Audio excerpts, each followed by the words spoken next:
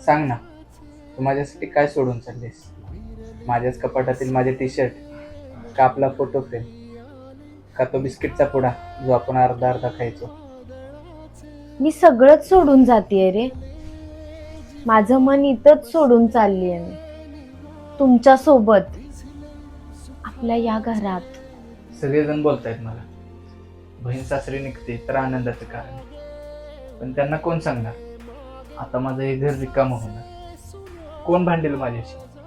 कोण हट्ट करेल माझ्याजवळ? अरे दादा, मी निघतीये, पण माझा प्रत्येक हट्ट तुझ्या आठवणीत राहील, तुझ्या सोबत राहील.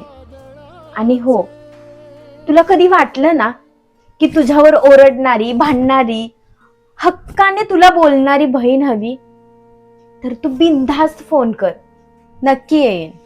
आणि जिथे कुठे असेल ना तिथून येईल, फक्त तुझ्याशी भांडायला. फोन करशील ना तिथून? का सासरचे बोलतील इतकं काय बोलायचं असतं भावासोबत? दादा, असं काय बोलतोयस तू? आणि मी त्यांना सांगेन की मला माझ्या भावाच्या आवाजात माझं बालपण आठवतं, माझं बालपण मला ऐकू येतं. मी ते जर ऐकलं नाही, तो आवाज नाही ऐकला मी, पण मी राहणार नाही दादा.